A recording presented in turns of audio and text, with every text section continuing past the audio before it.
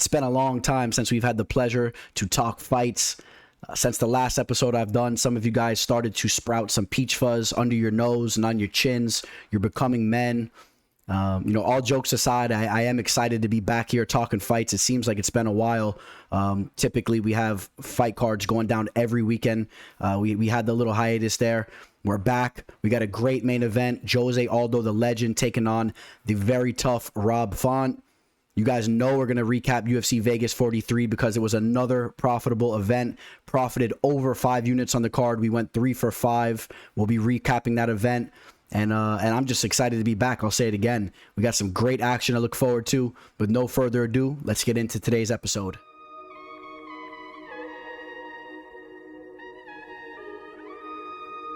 The teller, the teller, the teller.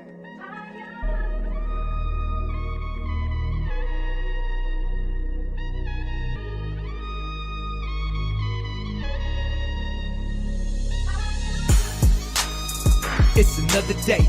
Left jab, right jab. This is MMA. Mixed martial arts, quick body parts, undefeated when I pick 'em. Who the champ, who the victim? Looking in my crystal ball, I predict the winner. Never stop fighting. If you lose, keep your chin up. Know how the game go. I'm a smart fella. Welcome to the show. This the MMA fortune teller.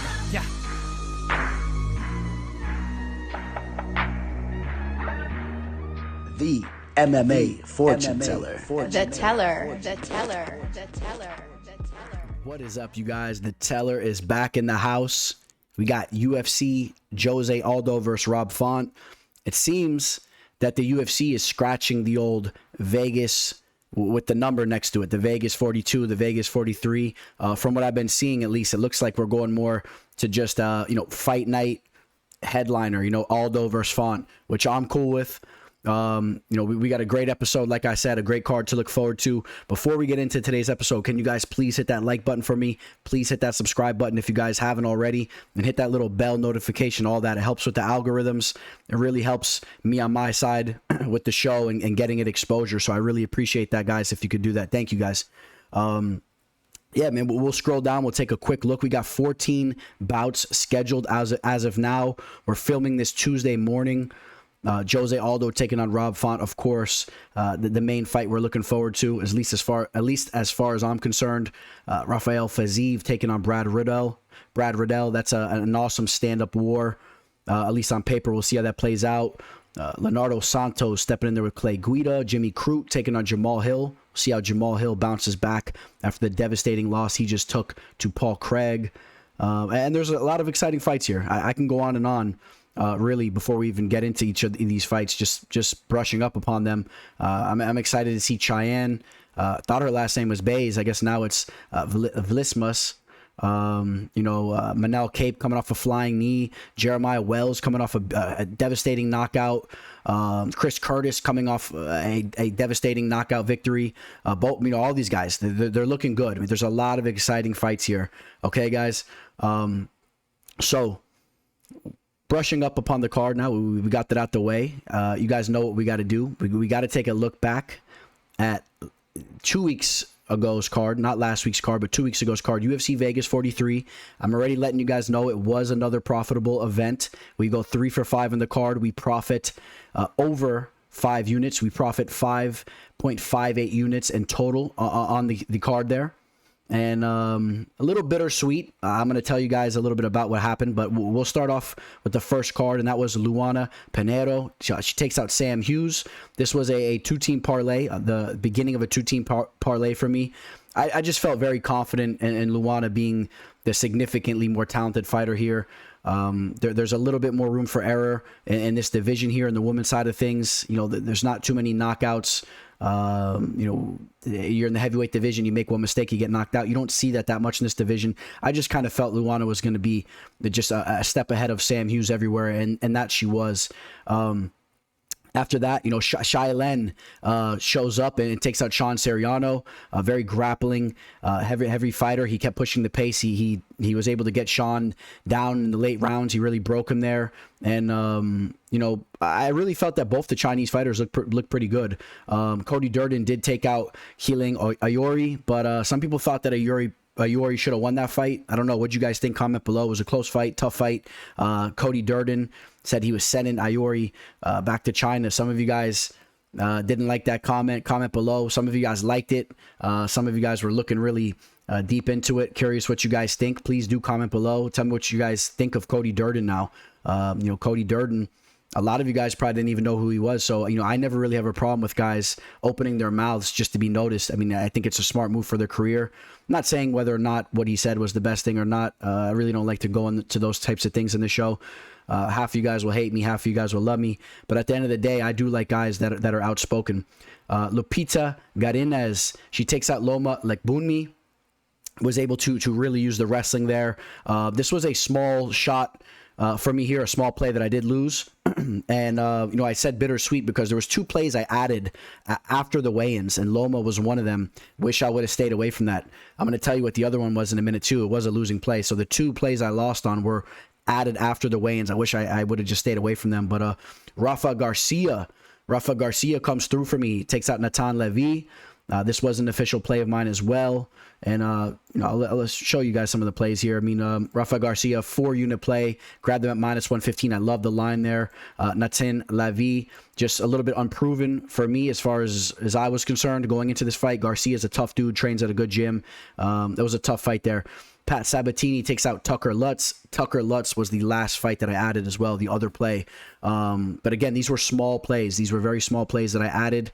2.5 and 3-unit plays. If there were smaller plays, Pat Sabatini is a wizard on the mat, and he's a guy we'll be definitely keeping an eye on moving forward.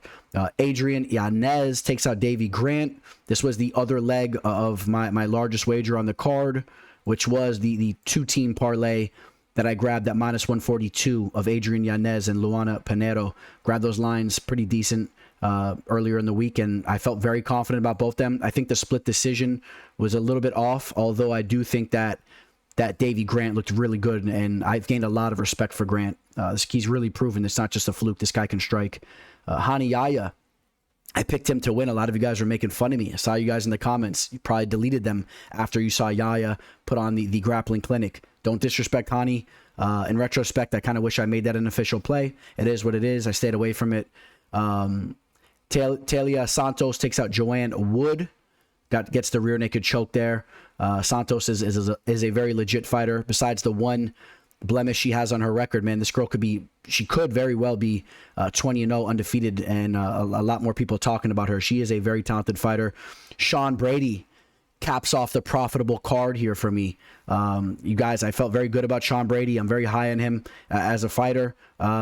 Maybe I take a little bit of a step back as far as the potential he has. I think there's guys that are going to give him some real trouble at the top of the division. But, he can grapple, man. He can grapple. 4-unit play. Grabbed it at minus 155. A lot of action came in on that play there throughout the week. If you saw the line going up throughout the week, you got to get in on these plays nice and early. Okay. Yeah, man, Sean Brady gets the unanimous decision there. Was able to get some takedowns, and then Ketlin Vieira takes out Miesha Tate. Believe a lot of the judges had that 3-2. Some people maybe thought that it should have been 4-1. I don't know. Tough fight. It was a tough fight for Miesha. Kind of brings her back down to reality. She had that big fight coming back, in her return fight, but against a fighter that was very much up there in age. Ketlin Vieira, one of the young lionesses in the division, and it kind of brings Miesha Tate back down to earth. But I think Tate still has some good fight left in her, with some good matchups on the horizon. So I'm looking forward to seeing both those fighters fight in the near future. It was a good fight. They showed to have a lot of heart. You guys know Miesha Tate is as tough as it gets. But that is another profitable event. I've been absolutely killing it. You guys are going to continue to hear me say this as long as things keep going good, man. And they've been going good for a long time, and specifically over the past 4 or 5 months. We'll take in those units of profit there. We'll add them to the collection, and then we look to move forward and make Font versus Aldo another profitable event. And that's what I'm going to do. I feel we have some very, very solid spots here. If you guys are looking to work with me with my official plays, do not hesitate to reach out. Shoot me an email, mmafortuneteller@gmail.com. Shoot me a DM on Instagram, mmafortuneteller_.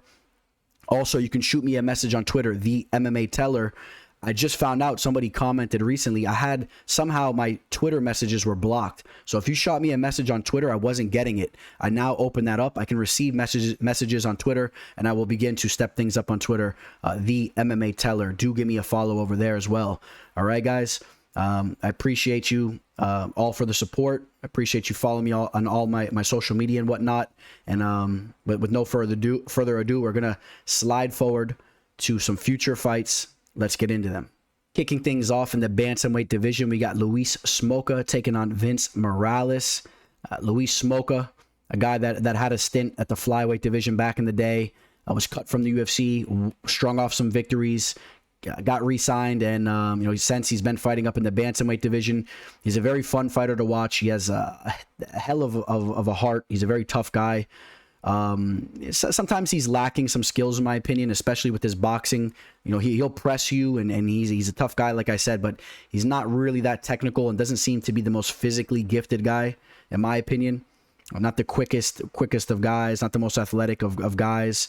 Coming into this fight with a 2-inch height advantage over Vince Morales. Both these guys right at the pinnacle of their careers, right at the prime, right in their early 30s, 30 and 31. Luis Smolka, although taller, only has a 1/2-inch reach advantage. Smolka does like to work in the kicks as well, so I mean maybe he could use those from the outside. Vince Morales has a little bit more of a heavy boxing base. He really likes to use his boxing, and to be quite honest, I'm not really that impressed with it. It's decent, it's technical, he could land some shots here and there, but something does seem to be off with him, in my opinion. And you're taking a look here at his last fight where he had a victory over Draco Rodriguez. I don't know how he won that fight. I really feel that loss on Draco's end was really on his end. I thought that fight was there for the taking. He continued to back up and fight on his back foot, whereas if he would have pressed Vince, I really thought he would have taken that fight. I just really haven't been that impressed with Vince in multiple fights. Chris Gutierrez put a clinic on him. Benito Lopez was a step ahead that entire fight. Yadong Song, you guys know he's very talented, but of course he outclassed him. The Aman Zahabi fight, that was probably the biggest fight of his career.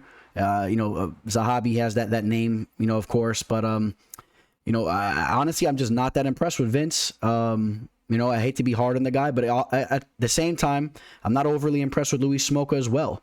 The difference in this fight, though, is I do believe that Luis Smolka, as I talked about earlier, he has a very big heart. He's a very tough guy, and he's going to walk forward. Okay, that's the thing I like about him, right? We talked about Draco Rodriguez being on the back foot. That's not going to be the case here with Smolka. Smolka's going to press. You can hurt Smolka a little bit in the beginning of the fight. You could land some big shots on him. He's going to continue to press you. You might take him down. He'll get back up. He has a great get up game. He's a well-rounded fighter. And when he gets you down to the mat, if he does, he's crafty. He's crafty down there, man. Before you know it, he's mounting you. He's landing shots. He's an exciting fighter to watch. Definitely has some holes in his game, but I'm going to lean Luis Smolka here. I think that Smolka will push the volume. He'll land more shots, and that's why I'm going to take Smolka to win this fight. We take a look at the live line. It's right around -140, so a slight lean on Smolka, and I'm in agreement. But this isn't a fight that you feel really too confident about. Vince Morales, I've seen him use his wrestling at times. I've seen Smolka put down on his butt before, but again, I've seen him also work his way back up. It's a good fight. I got the Hawaiian Luis Smolka to win the fight. Alex Morono taking on Maki Gall. I like this matchup here. Both of these guys have carved a name out in the game in their own way.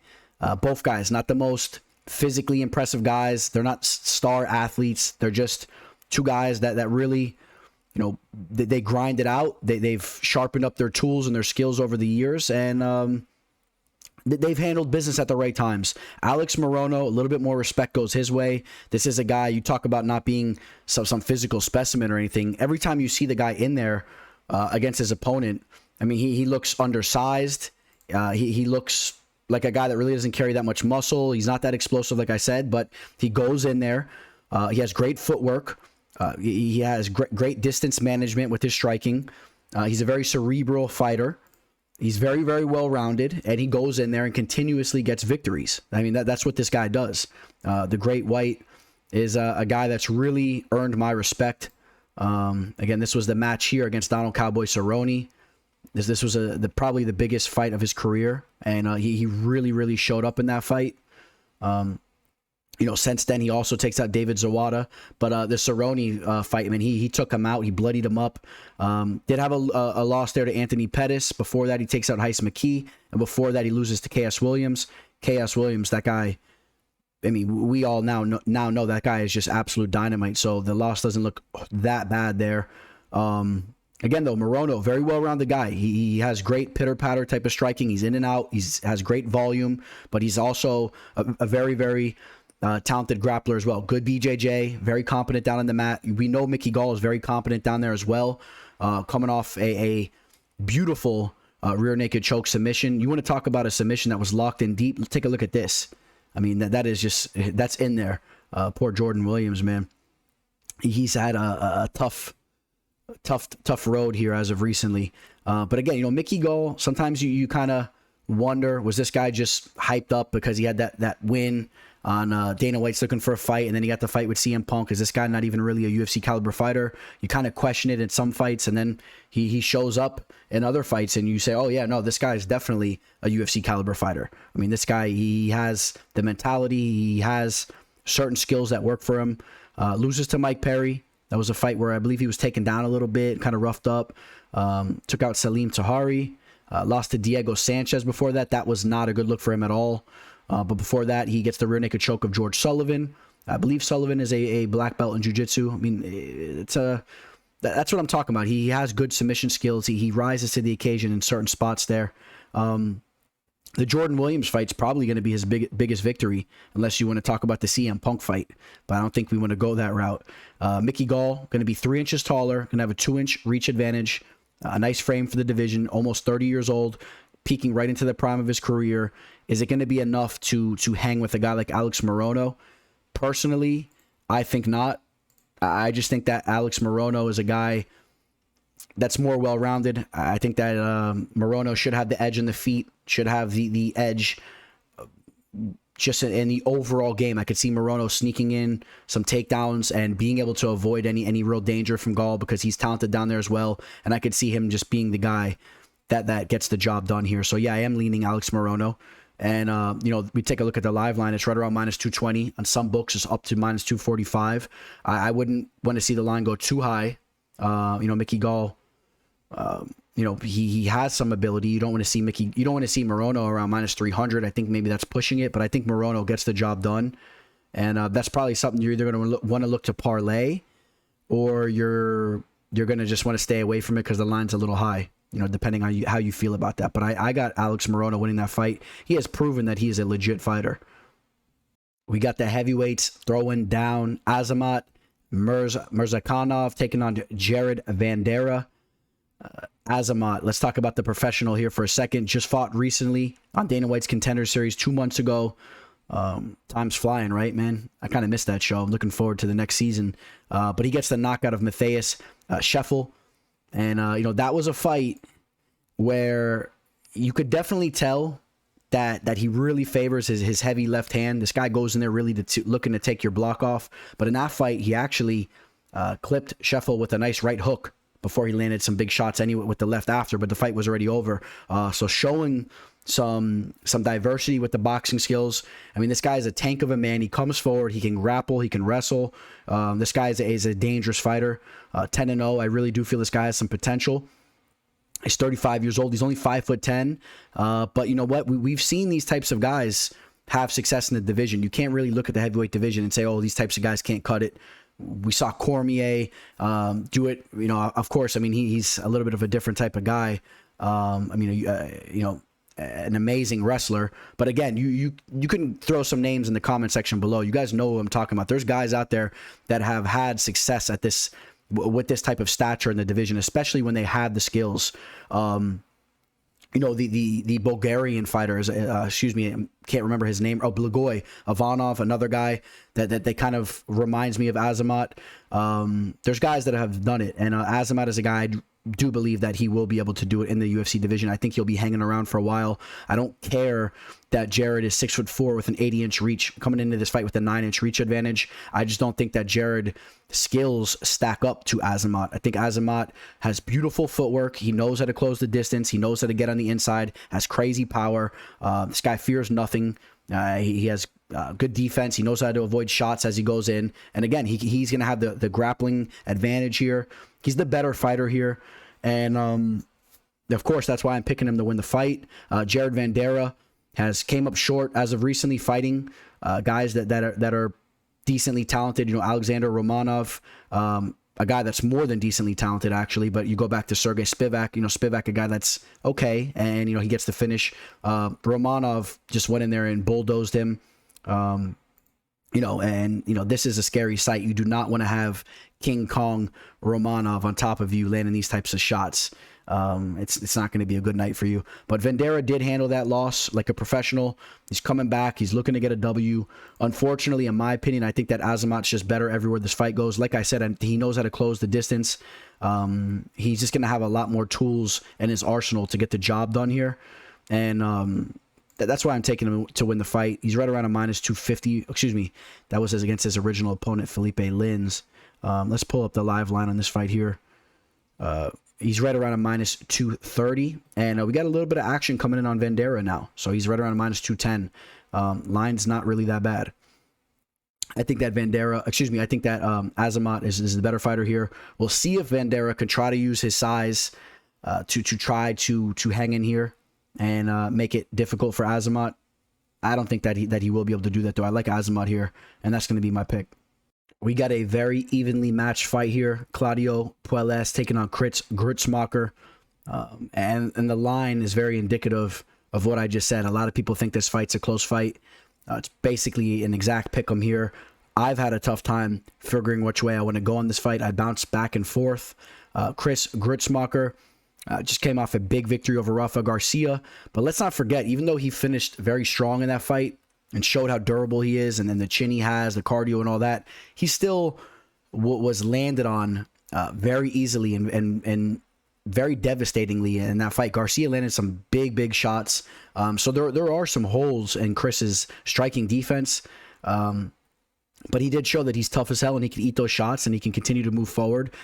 Throw some nice leg kicks, has some decent boxing. He's a well-rounded fighter. He's been around the block forever. You know, you remember him from The Ultimate Fighter. And that was a giant win, though, against Rafa Garcia. Again, I mean, he hung tough in there. He showed, once again, certain elements that he has to his game that really make him a UFC caliber fighter. And it is his durability, his mental toughness, his toughness, all that. You know, he's just, those are some of his assets. Going into this fight against Puelles, you know, Puelles still only 25 years old, has 12 professional fights. Remember him from the Ultimate Fighter, South America. You know, this is a guy that's still a baby in the game. We've seen some of these guys in this type of situation really start to thrive. The Brandon Morenos, you know, there's a list of these types of guys. I mean, is Puelles going to start to continue the success and start to, you know, I'm not necessarily comparing him to Moreno because Moreno is a champion now, but you catch the drift of what I'm saying. Is he going to start to escalate his game to the next step? You know, he's coming off three victories in a row, but, you know, took out Felipe Silva, Marcos Mariano. Don't really hold too much weight in that fight there. And then the Jordan Levet fight, which is a hard one to read because Levet, the Monkey King, has been such a tricky fighter. It's hard to understand what's the deal with this guy. Is he really that good of a fighter, or is he just, I don't know. I can't put my finger on what's going on with Levet, but Claudio figured that puzzle out and got the victory against the Monkey King there. And, you know, Puelles is just a well-rounded fighter. You know, he's an aggressive guy. He's going to have a 4-inch reach advantage here. He's going to be 3 inches taller, so he's a little bit more of a rangy, you know, lankier type of fighter. You know, Chris putting in work at American Top Team as well. I mean, 35 years old. He's not showing any signs of slowing down. I think he might have a little bit of an edge if they start to grapple a little bit. I think Grits can take all of Puelles' shots and maybe land some big ones himself. You know, let's not forget Martin Bravo just had a knockout on Claudio. Well, not just, it was 5 years ago, but just 4 fights ago. So again, Puelles not the most active fighter. I'm going to go with Grutzmacher here.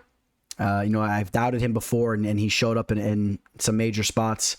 I got to give him some respect for what he's been doing. And again, training at top team and all that, having the experience.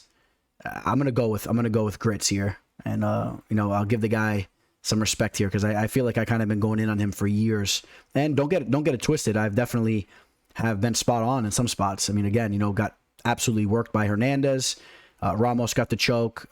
Chas Skelly got the choke on him. And you go back, I mean, he has losses on his resume. But, you know, I'm going to take Grits here. We'll take a look at the live line. Like I said, though, it's pretty much a pick 'em here.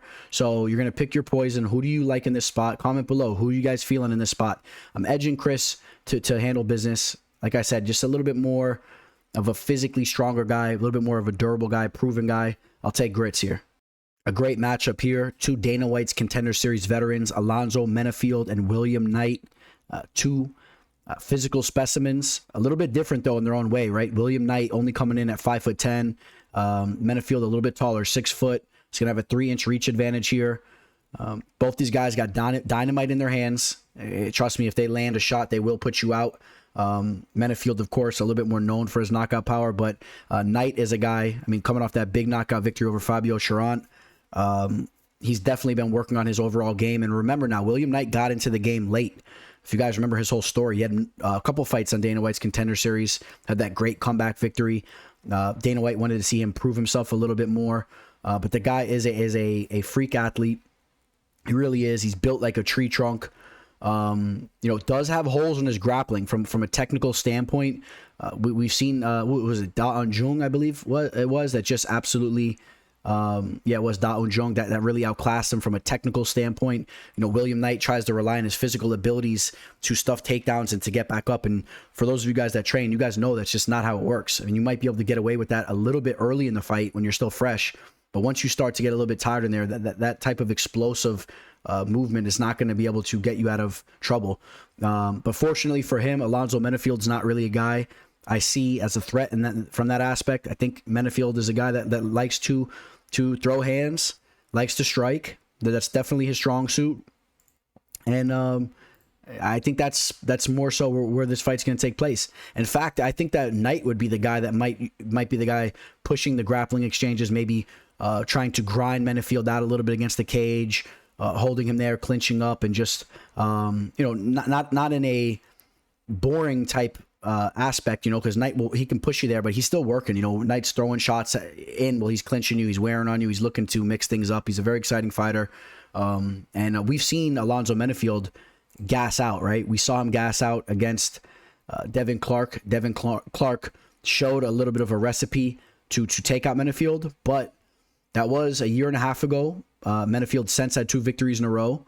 Ed Herman was not able to implement that game plan, even though he tried. So, you know, has Menifield clean those things up? This is a guy that also got into the game a little bit later. He's 34, only has 13 professional fights. He's been fighting a lot recently. And, you know, the two victories, he also got a finish over Fabio Cherant. And, again, got the victory over Ed Herman there. I like William Knight here. I like William Knight. This is a guy that I really think we're going to see strides from in a very concentrated manner. Again, I think, like I said, the guy got into the game late. I think he's really a special athlete, and I like his mentality.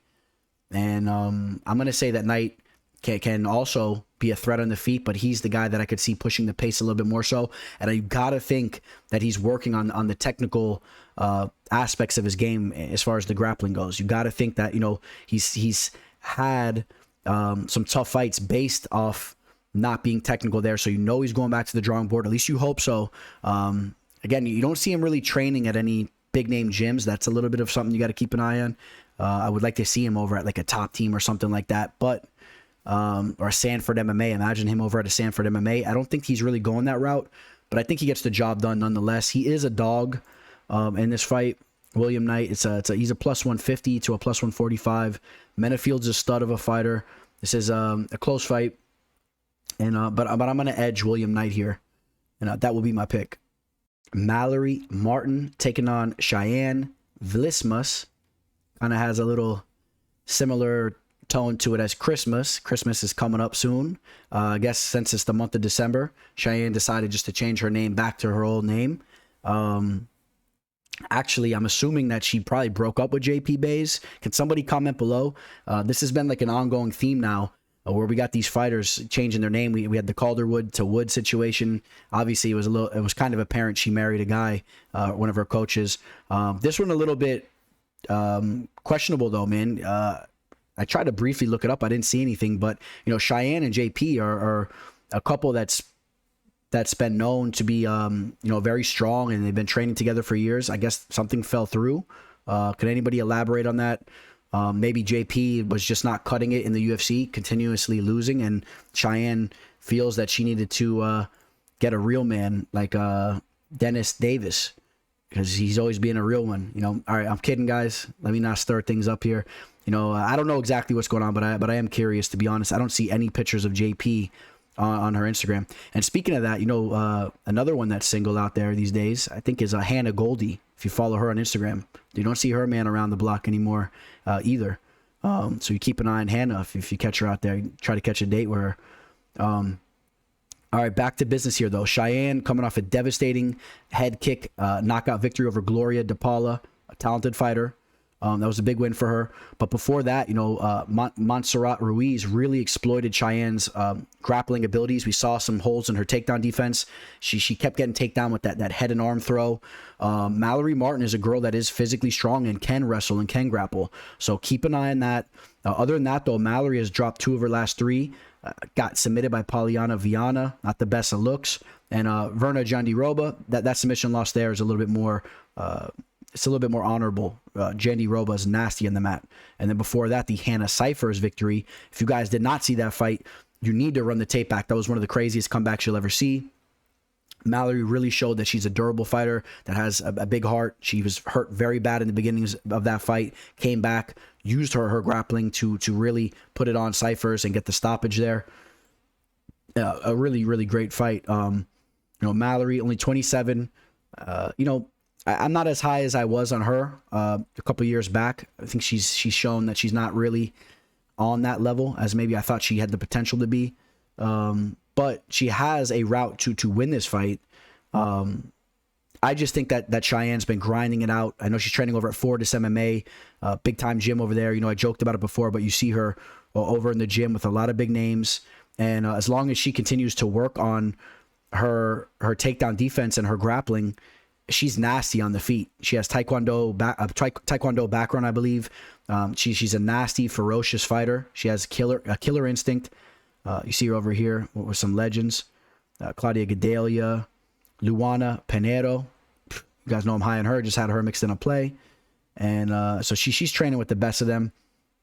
That's over at Extreme Couture as well.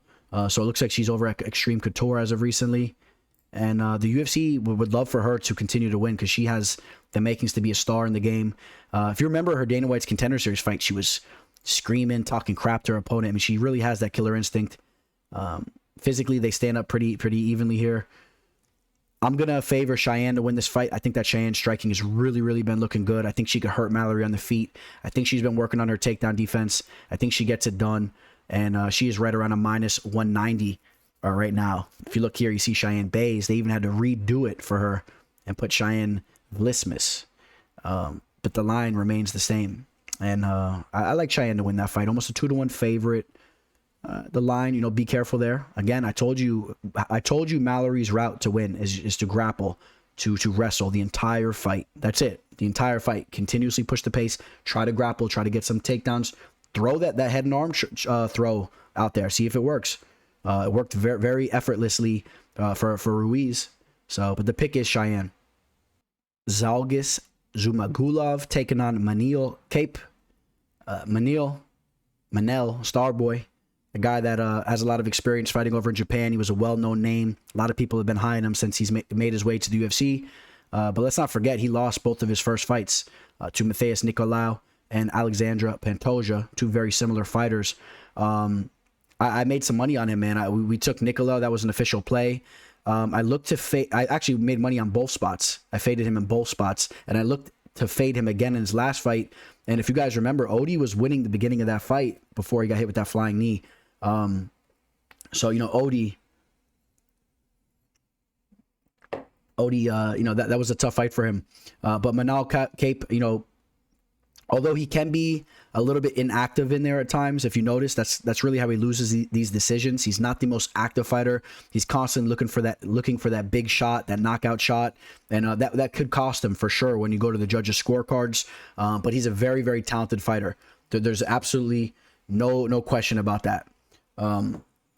The flying knee that he landed was miraculous. It was beautiful. You see him timing it there against Odi, and he's a very competent wrestler. Kape is a very strong wrestler. He's very competent there. Zhalgas. Let's talk about Zhalgas here for a minute. Zhalgas now has 19 professional fights. He's 33. This is a guy that really has some underrated experience. This guy's been in there with some big names. Victories over Tager Ulanbekov. I believe that was Tager's last loss. Ali Bugatinov was a guy that fought for the belt in the UFC years ago, and a guy that's been known to take steroids since he's out of the UFC. I'm sure he was on stuff in that fight. Since then, Zhalgas comes in. He fights Julian Paiva, who's now holding his own in the bantamweight division against some of the best fighters in the world. Amar Albazi is a very talented fighter as well. And then he bounced back with a beautiful submission victory over Jerome Rivera. I like Zhalgas' striking. He's a tough guy. He's a very well-rounded fighter. Okay, you see him pulling off the submissions like this. He could strike, he can wrestle, he can grapple. He's a very well-rounded fighter. I expect him to have a little bit more activity than Kape. Cop. I keep going back and forth as a Kape as a cop, but I expect him to be a little bit more active in there. The thing is, I do think that Manel will be a little bit more explosive. He'll be quicker in there. He'll be the better athlete. And that will be some of the benefits he has. We'll see if that'll be enough for him to get the victory. I'm going to roll with the dog here. I'm going to take Zhalgas. I think that Zhalgas will have a little bit more output. And he's just a very tough dude, man. Those Kazakhstan fighters are no joke. They're very underrated right now. You're going to see more and more of them come in throughout the years. We know about the Dagestani fighters. We know about the Georgian fighters. The Kazaki fighters. I believe that's how you say it, the Kazaki fighters. They're very tough. We know about Triple G.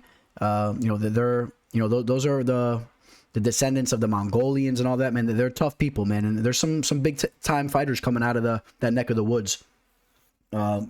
Name slipping my mind right now. Comment below. You guys know there's a guy right now fighting out of Kazakhstan who's one of the top prospects in the game, who might be fighting for the belt in the near future or down the line. Sorry about forgetting. Oh, Damir Ismagulov. Excuse me, Damir. I believe Damir is from Kazakhstan as well. Anyways, though. We take a look at the live line. Zhalgas right now is a dog, and he is, let's see, Zhalgas right now right around up to a plus 200 to a plus 185 to a plus 200 range. Money coming in on Manil up to a minus 250 right now. So people probably like, they probably like the fact that Kape has a 2-inch reach advantage. He's a little bit more of a bigger, more explosive fighter that also has wrestling abilities and can strike, right? But I'm going to roll with Zhalgas here. This is a fun one here. Jake Matthews taking on Jeremiah Wells. Two very different fighters in some aspects. Jake Matthews is a fighter that was birthed in the octagon. His mother actually delivered him in the octagon. And since that day, he's just continuously been fighting in the cage here in the UFC. The point I'm making is this guy, Jake, he's been around for a while now. He started fighting in the UFC at a very young age, and he now has 22 professional fights. The UFC has taken their time with him. They understand that he was very young at the time. He's only 27 still now, with all the UFC fights that he has and all the experience that he has. He's a very well-rounded, competent fighter. And then you got a guy in Jeremiah Wells who has one fight in the UFC, and he bursted on the scene with a nasty knockout over Warley Alves. He really made a name for himself in that fight. And, another thing, too, this isn't just a fighter that he went in there looking for the kill, but he wasn't a fighter that looked to be slowing down as well. The cardio seemed to be good. You heard Paul Felder talking in that fight about the battles with Wells and training and whatnot. And he had a great deal of respect for Wells. And I think we all do after that fight. And Warley Alves is no joke. So a big victory there. That's 3 victories in a row, all by way of a finish. His last loss to Vinicius de Jesus. And, Jeremiah Wells is no joke. Wells is going to have a 3-inch reach advantage, even though he's 2 inches shorter. So he has that wild type of frame. This guy is a buzzsaw. Jake Matthews, a little bit more cerebral, a little bit more, technical, and, he's witty in there. He's looking to pump the jab. He's looking to set up his takedowns. He could do it all. He is coming off a loss against Sean Brady, but we know Sean Brady is very talented, still undefeated, just took out Michael Chiesa. And, before that, whoops up Diego Sanchez, Emil Meek, and Rostam Akman. Before that, he loses to Tony Martin. I still call him Tony Martin, which we haven't seen him around the block for a while. It was a tough fight. We could run the tape back. We could run the record back on Jake. We can string through a lot of his ups and downs throughout his career. Losses to Andrew Holbrook, losses to Kevin Lee, but, wins over Jinglang Li, Bijan Velokovic. Not a lot of big names, really, to be quite honest, even though he's been around for as long as he has. The Johnny Case one. Johnny Case was a very talented fighter. You don't really hear about him too much these days. Not a lot of big victories on his resume, but, he's been working on his skill set. This is a good fight here. This is a really good fight for Jake. If Jake's going to take his career to the next level, he's got to come through here and take out a guy like Wells. We know he's a big time fighter. Wells is dangerous. I don't care if he only has one fight in the UFC. This is a big fight for Jake. You see him training here with his partner Jimmy Crute, who's also fighting on the card. I love to see two guys putting in work together like this going into a big card. I think Jake Matthews is going to be able to. He's going to be able to avoid that big shot. He has good defense. He has very good striking defense. He's very patient in there. He takes his time. He has good footwork. I think he avoids that big shot. He can pump the jab. He can mix things up. And maybe we could see him, exploit some holes in Wells' game that Warley really didn't have an opportunity to do or really didn't make happen. Maybe he didn't make that happen. I think Matthews will be looking to exploit some things. We've seen Wells lose decisions before. I think Matthews is capable of doing it. I'm going to roll with Matthews here. We'll take a look at the live line. Matthews is right around a -190 to a -200.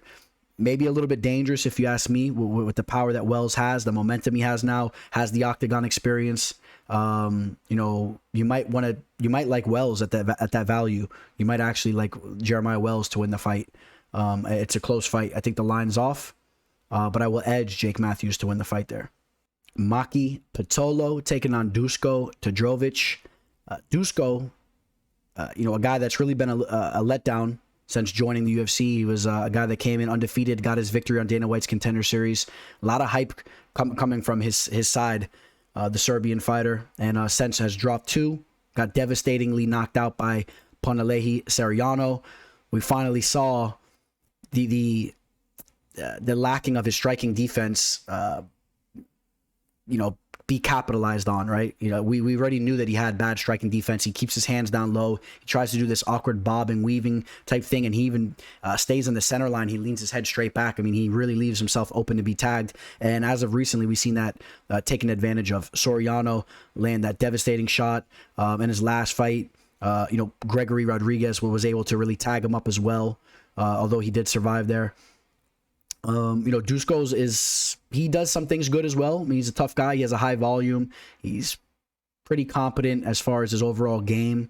But you know what? As far as his potential, it's definitely not near what some people thought he might have had the potential for.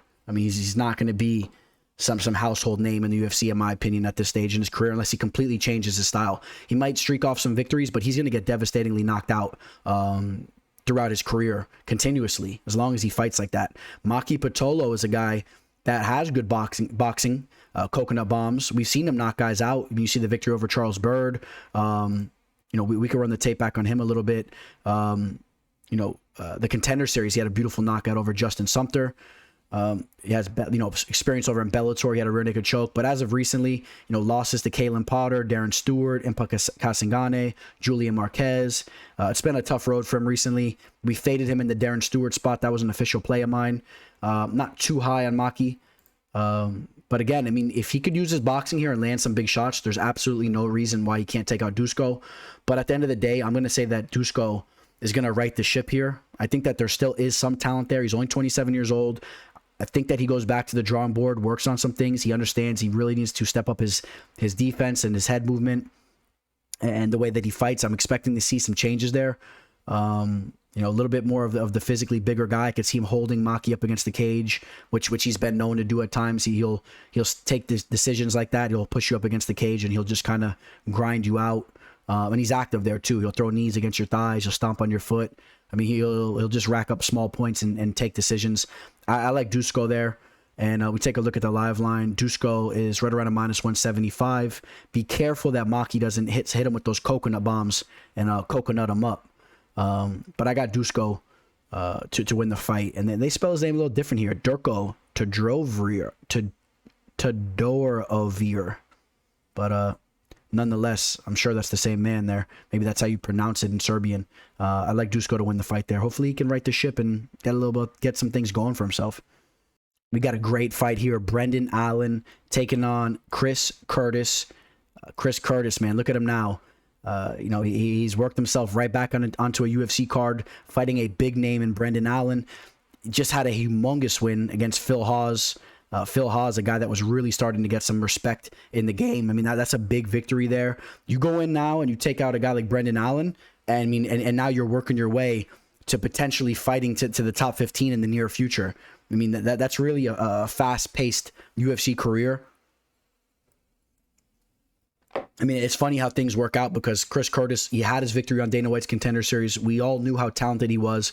Dana didn't really like the performance that he had. He wasn't looking for the kill there towards the end of that fight. But we all knew about Chris Curtis. We all knew about you know, there's stories about him over at Syndicate MMA, or I believe, or Team Quest, whatever. He's bounced around a little bit, but this is a guy that has, you know, been training at some of the big gyms. You know, everyone knows about him. He has a lot of big time training partners. You know, some of the names slip in my mind, but I remember seeing certain fighters talk about what he does in the gym and how dangerous of a guy he is. And he's just very, very technical. He's sharp with his striking. I felt like that about him way before the Hawes fight, and the Hawes fight just showcased him more than ever.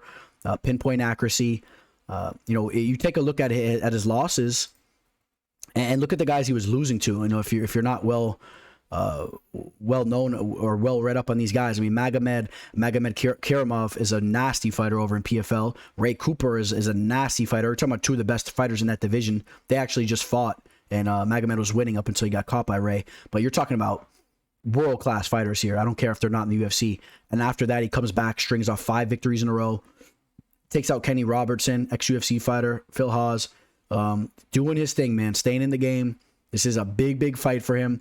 This may be the biggest fight of his career here. It's either this one or the Phil Hawes fight, but I mean, this is really big for him. Brendan Allen, Brendan's grappling has really shown to be very, very dangerous. I mean, he's not just a guy that's going to just take you down and hold you there. I mean, this guy, he's grabbing your legs. He's looking to pull off heel hooks. He's looking to do all types of things to you. He's a complete fighter. He's been working on his stand-up. You know, we're seeing strides there. He's working over at Sanford MMA, so you know that it's going to start to really escalate. And you're going to see his stand-up look better than ever every time he continues to go in there. Brendan right now is only 25 years old, which is absurd. 21 professional fights. He's only 25, about to be 26. The sky is not the limit for this guy. He can continue past the sky, past the stars. I mean, this guy has some real potential. And he's a -350 going into that fight. It's a little reminiscent to the line that Chris Curtis had in his last fight. So the line maybe I think is a little high. Chris Curtis is a dangerous man. Let's not forget what Sean Strickland did to Brendan Allen on the feet. We saw Brendan Allen clubbed up in that fight. At the end of the day, though, I do like Brendan Allen here. I think that he'll be able to mix things up a little bit better. I want to see him use the grappling. I don't want to see him just sitting there striking with Chris the entire fight, and I think Allen understands that.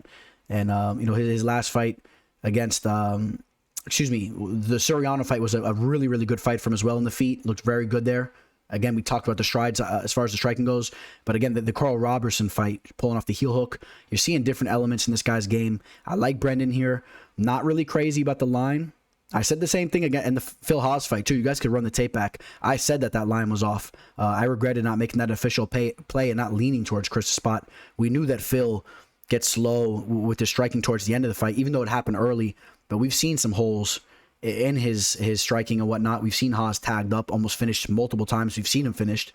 Chris Curtis is no joke, and I'll continue to say that. So that all being said, I like Brendan Allen. The line's a little crazy, -365. Chris is a real fighter, so be careful there. But the pick is Brendan Allen. Jimmy the Brute Crute stepping in against Jamahal Hill. I love this fight. This is probably my second most anticipated fight on the card. Based on both these fighters, man, I love seeing Jimmy Crute continue to go in there and to see how he progresses as a fighter. Only 25 years old. Talking about these young fighters that are sliding through the ranks. I know Jimmy's coming off a loss, but it was a tough one. Yeah, you know, his leg got messed up. You know, the nerve got hit or whatnot. It shut the leg off. Before that, big victories over Modestas Bukauskas and Michel Oliasejczak, which that fight even looks better now. The Misha Serkinov fight almost finished Misha early. Got a little overzealous in there. Got caught in that submission. He should have slowed things down. That was an official play for me. That one hurt there. But I've had multiple official plays on Jimmy Crute, and he's came through a lot more than he hasn't. Jamahal Hill, I like watching this guy fight. He has quite possibly the worst tattoo I've ever seen in my life. Forget about just the fight game. You know, he has a real cocky attitude. You see him on Instagram Live, and he's a funny guy. He was trying to stir things up with Paul Craig, and he got humbled. Actually, I don't know if he got humbled. We're going to see what kind of energy he brings into this fight, but he dare near had his arm ripped off in that fight, got his head smashed up. I loved watching that fight. You know, he tried to intimidate Paul Craig behind the scenes in that fight, and just got worked. And, you know, you're talking about a guy in Craig that is just a nasty, nasty ground fighter. And he exploited him down there. And let me tell you what, Jimmy Crute is a guy that is a phenomenal Brazilian Jiu-Jitsu fighter. That's really his strong suit, in my opinion. But you're really starting to see his striking start to level up as well. You know, I'm going to cut to the chase here, man. I like Jimmy Crute to win this fight. Now, that being said, Jamahal Hill is a nasty striker. We've seen him go in there and, you know, finish guys like OSP on the feet. I believe, yeah, this was the finish here against Klidson Abreu. Something happened again here. I forget exactly what happened. That was a finish, though. Something got overturned. Victories over Darko Stosic, and got the knockout victory against Alexander Popek on Dana White's Contender Series. So he's rose to the occasion. This is a guy that's not lacking any type of confidence. He'll go in there and he'll look to sleep Jimmy. I'm telling you guys right now. At the end of the day, though, I got to roll with Jimmy. I like the grappling edge there. But this is a fight that's up at a higher weight class. You see the 5-inch reach advantage and the 2-inch height advantage of Jamahal Hill. He's a big boy, has big time power. By no means is this just a freebie for Jimmy Crute. But at the end of the day, Jimmy is an excellent striker. He's more polished on the feet, in my opinion. Has the grappling advantage. I could see him pulling off some type of sub or exploiting Jamahal Hill. We haven't really seen Jamahal Hill in a lot of grueling matches against high caliber grapplers. Let's see how he looks there. Only 9 professional fights, already 30 years old. I like Jimmy the Brute there. And we talked about Jimmy getting ready for this fight, you know, getting ready with his teammate, you know, Matthews, and you know, getting in some solid work. You know, that's what it seems like what we're seeing on Instagram. I've been following him going into this fight, and you know, he's getting it in. He's looking sharp, and you know he's as motivated as ever. You know, coming off that very frustrating loss where his leg was given out on him, and he was still trying to get into that fight, but the doctor stopped it. I mean, the leg was shut off. But you know, Jimmy is he's the real deal, and he's got the mullet flowing and all. So, you know, head movement. That's what it says there. So that's what you want to see, because that head movement's going to be pivotal in a fight against Hill where he can shut your lights out. Very excited for that fight, boys. You guys are you ready for that? You got Kamzat Chimaev commenting over here. That's a good sign there.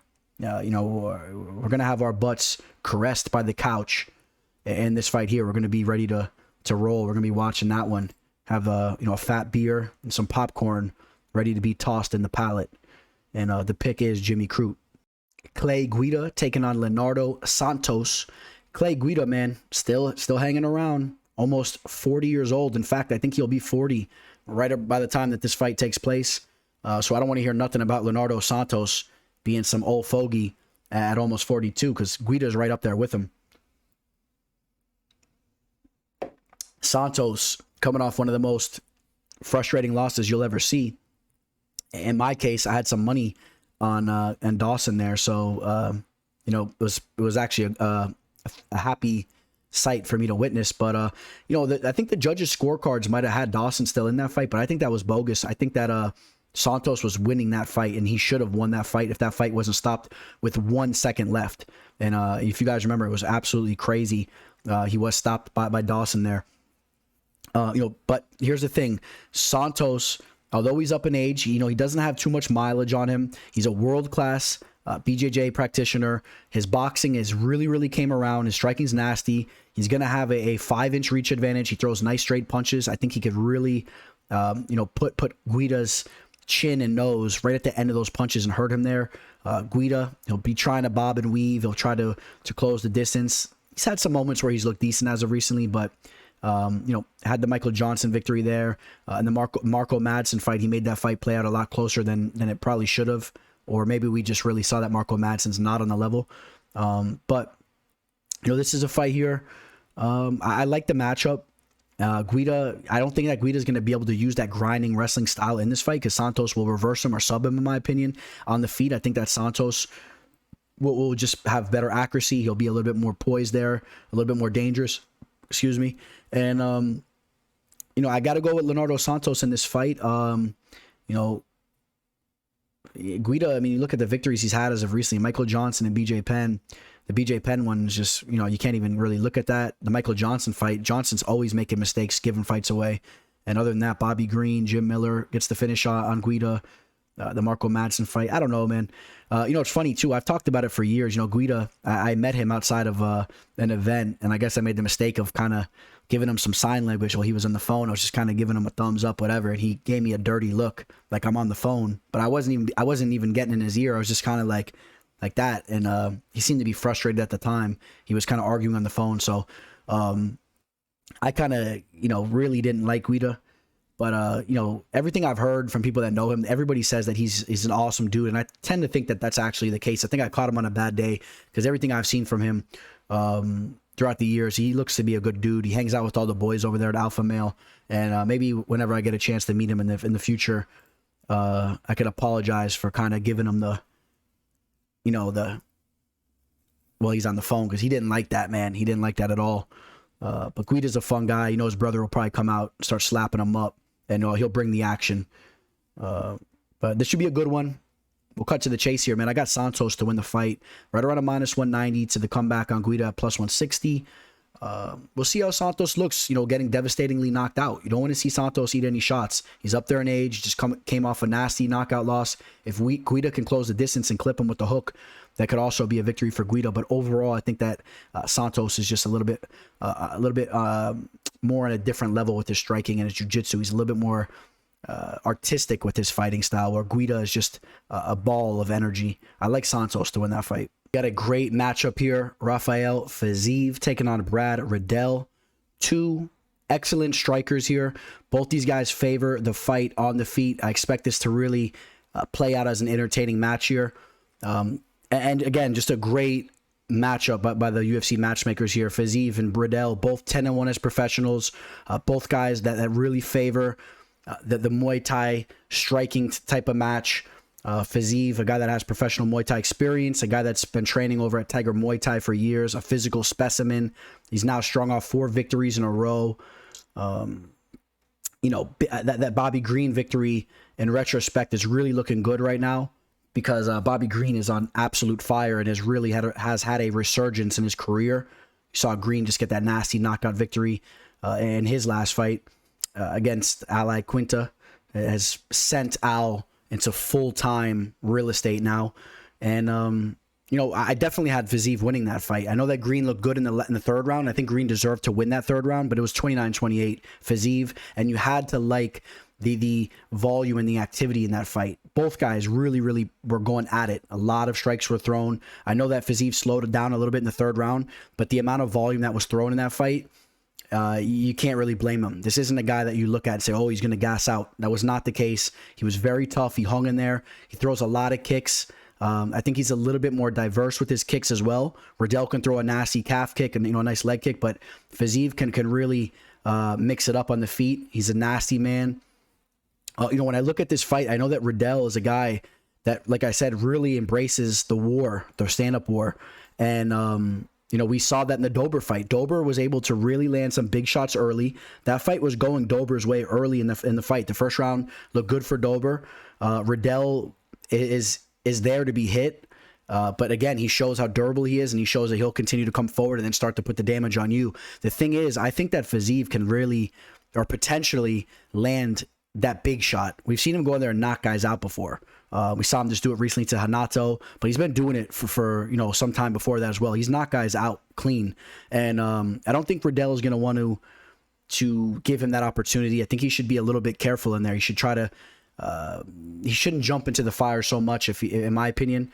But again, it has worked for him. Maybe he starts to eat some shots and kind of wear out Fiziev, and then starts to pick it up on his end. I think this is a great fight. Again, we talked about the Bobby Green fight. You see Fiziev. This is a funny one here. I think this one is worth making a meme out of. Fiziev looking like a cartoon character chasing Bobby around. But that was a great fight. Two of the best strikers in the division right now. You got to say that. Green and Fiziev, that was an absolute a war. And two guys that really showcased their skills. I'm leaning Fiziev here. I talked about the potential for a knockout. I think it's a little bit more so on Fiziev's part, and I do understand that Fiziev was finished by Magomed Mustafayev. I think that he was really just caught with a crazy shot there, right? I think he was hit with the spinning back kick. Was it to the liver, to the midsection, I think, and then it was followed up with strikes. I think he really just got caught there. And for those of you guys that know, when you get hit with that right shot in the midsection, I think that's, if I remember correctly, that's what happened. But if you get hit with that type of shot, it's not about having being durable or having some type of chin. If you get hit really clean there, you guys know what I'm talking about. You go down. It's not a good feeling, and I think that was kind of the case there. I think Fiziev has a very strong chin. This is a great fight here. It really is a great fight. I'm gonna go with Fiziev, and you see Riddell has experience over at Tiger Muay Thai too. So you wonder what these guys know about each other or mutual coaching and training partners. I'm very interested. This is a very fun fight. It's basically a pick'em. We take a look at the live line. It's basically a pick'em. A little bit of action coming in on Fiziev's side. Riddell's a slight dog. Riddell is no joke. Riddell is absolutely no joke as well. At the end of the day, though, Fiziev, in my opinion, has some real star ability. He's a big time fighter. Again, barring that one little slip up he made in that Mustafayev fight, this guy's undefeated right now and still streaking. But it is the fight game. Things happen. Riddell is a nasty fighter fighting out of City Kickboxing. I'm going to roll with Fiziev here. What's up, you guys? Real quick, you guys know I love Bovada.lv as far as an online sports book. It's the best one in the business, in my opinion. If you guys are a little bit hesitant with working with online sports books, reach out to me. I'll explain to you the little details how everything works. It's so easy nowadays. The way things used to be back in the day, you guys have no clue how it was getting your payouts and whatnot.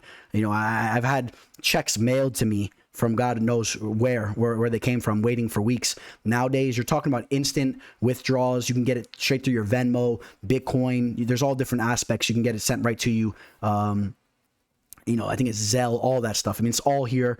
We got it all here, man. There's all things, every type of sport you could bet on. Of course, they got all the mixed martial arts bouts going down. It's not just the UFC. You got Bellator, you got LFA, all those types of things. Bare Knuckle FC, boxing. You got it all here, man. If you guys are interested in signing up, please reach out to me. Let me send you over my referral link. Sign up through that, and I'm going to give you guys some free picks, all right? I'm going to give you a full event free. All right, guys, and you'll also get a bonus when you sign up. We'll make some good money together. And this is the website. I'm telling you guys, this is the website here. Reach out to me if you're looking to join it. All right, guys? All right, guys, we're back to a main event breakdown. It's been a little bit, man. We got Rob Font taking on José Aldo. I'm pumped for this fight. Cannot wait to see how it plays out. I do lean one way. We're going to get to what my thoughts are on this fight. But this fight... This is a little bit of a hard one to put your finger on. José Aldo, he's really been looking good as of recently. Really looked quick in the Pedro Munoz fight. Doesn't really seem to have lost a step, man. The quickness is there. Looked great against Marlon Vera. Now remember, I had him winning against Marlon Moraes. I thought he deserved to win that fight there. Okay, he started off great against Petr Yan, and then he was eventually finished. But Petr Yan is the Terminator, and he is the best bantamweight fighter on planet Earth, period. Okay, so, and he looked good in the beginning of that fight, landed some big shots on Yan. Before that, lost to Volkanovski. Before that, lost twice to Max Holloway. You're talking about the cream of the crop in the division. So you can't really say that José Aldo is done or he's washed up. You can't say that, okay? He's 30-7 as a professional. He's 35 years old. I think that he's still a nasty fighter, and we saw it in the Pedro Munoz fight. He looked very, very sharp in that fight. That was just 3 months ago. He's ready to get back into action. Rob Font really has been cruising since the loss to Rafael Assunção. Took out Sergio Pettis, bullied him in that fight, used his range, his reach, and his size. Took out Ricky Simone. It's a big fight there, big win. Knocks out Marlon Moraes, and then gets the big win over Cody Garbrandt. So now he's starting to put these big names under his resume, and looking to put the biggest name of them all, in my opinion, here against José. When you look at this fight, you can kind of think, is this fight going to play out similarly to the Max Holloway versus José Aldo fights? Is Font going to be the younger, durable fighter and be able to use that range, the size and the length, and just kind of brutalize Aldo as the fight starts to heat up? I could see that happening. In fact, I kind of favor that to happen a little bit. But again, Aldo's been looking very sharp and very quick. I could also see Aldo, winning some rounds here, looking sharp in the beginning of the fight. The thing is, though, it's a 5-round fight. I think that favors Font. The longer the fight goes, we've seen Aldo kind of slow down. And even throughout the years, you remember like the Mark Hominick fight back in the day, he slowed down in that fight. I mean, José has been a guy that has kind of slowed down in some fights. Maybe I'm being a little harsh on him. Of course, he still won a lot of those fights, but he's an explosive front runner type of fighter. Just an absolute beast of a man. Some of the most spectacular knockouts you'll ever see. And I know he hasn't been knocking guys out as of recently, but he is still a fighter that can do that. I do believe that. I mean, this guy has cat-like abilities. You remember the knee to Chad Mendes. I know that was a long time ago, but you see José looking very, very fast in these fights as of recently. I expect this fight to take place in the feet unless somebody gets kind of wobbled and they kind of work their way down to the mat from someone falling down. Rob Font, he's sitting there, he's grabbing his gloves like this, and he's just throwing those nasty straight punches. He's continuously moving forward. He's a big boy, and I like what I've seen from him recently. Only has a 1.5 inch reach advantage, only a 1 inch height advantage, although for some reason he seems like he's going to be significantly the bigger guy. I don't know why. I'm excited to see how these guys look at the weigh-ins. And although we talked about Font kind of being the younger fighter or whatnot, he's actually only a year younger. Less than a year, I believe that is. Looking at that quickly, but he has only 23 professional fights, where Aldo has 37. I mean, Aldo's really been through the ringer. Been watching him since the WEC days. You don't need me chirping about all that stuff again. I mean, he was the man over at WEC. I used to literally watch his fights in awe, just watching some of the stuff he would do, the knee to Cub Swanson, chewing Uriah Faber's legs up, just destroying everybody. And as much respect as I have for Aldo, I say he's my favorite Brazilian fighter of all time. I stand behind that. But I got to edge Rob Font here. I think Rob Font's hitting his groove. I think that he can kind of make this fight play out similar to a Max Holloway type of fight, where he eats shots, they go back and forth, but Font starts to kind of wear on Aldo, starts to land those big shots, and I see Aldo potentially just getting hurt and kind of beat up in those later rounds.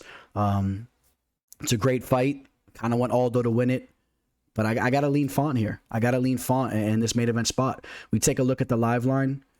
And Rob Font's right around a -140 to a -155 favorite. A little bit of action coming in on Aldo in some books. Bet Rivers, FanDuel. So, let's see how Aldo looks at the weigh-ins. Let's see the tenacity in his eyes, which I'm sure will be there. Let's see if we could see a vintage type Aldo performance. I would love to see it. Maybe he could be a little bit more diverse with the striking, working the leg kicks, and he works the body. He's mixing things up. Maybe he could be a little bit quicker in there. But I think Font will be the more powerful, durable type of fighter. Gotta take Rob Font. The New England cartel. You guys know what they're about. Those boys ain't messing around right now. I think Font carries the torch for them over there and continues that momentum going. I got Rob Font to win that fight. All right, guys, that's gonna wrap up UFC Font versus Aldo. Hope you guys enjoyed the show. Glad to be back in your guys' ears. Like I said, man, plenty of content coming at you guys. I promise you guys, big things coming up next year. Towards the beginning quarter of next year, big things coming. New studio, a lot more content coming to you. Possibly daily videos coming to you guys. I'm working on some things behind the scenes. As I break off this video, I'm gonna give you guys a little give you guys some words as I like to do. I guess what I'll say is just make sure you're getting on your grind with your Christmas presents and your holiday presents and all that. You guys know things get hectic towards the end of the year there, so stack up now. Don't buy stupid stuff. Don't waste money on dumb stuff. Get things that are practical. Don't be those types of people that just waste money on stupid stuff. I can't stand that. Make sure you're smart with your stuff, unless you have it like that, man. If you really have it like that, kudos to you. Buy a bunch of stupid stuff and it doesn't even make a difference to you. You're living the life, but not everyone's in that situation. So be smart about your spending. Get all your gifts early so you're not all stressed out. And I'm excited for the month of December with the holiday spirit, the Christmas spirit. Hopping on Instagram, doing stories, got the tree up already, and I'm excited. I always love watching fights, man, with the tree up and all the decorations. I feel like it's just a different atmosphere, the cold air out there with the fights going down. I'm really excited to end another profitable year, 2021, a significantly profitable year, another profitable year. I continuously do it, and we have a major event coming up. I can't wait to put that video out to you guys. I'm going to look to get that up to you guys very soon, and more content coming to you guys. Hit that like button on your way out. If you're interested in working with me on my plays, reach out to me. All right, I appreciate all you guys. A lot of love here coming at you guys from the Teller. Signing out. Boom. The MMA Fortune Teller. The teller. The teller. The teller. The teller. The teller.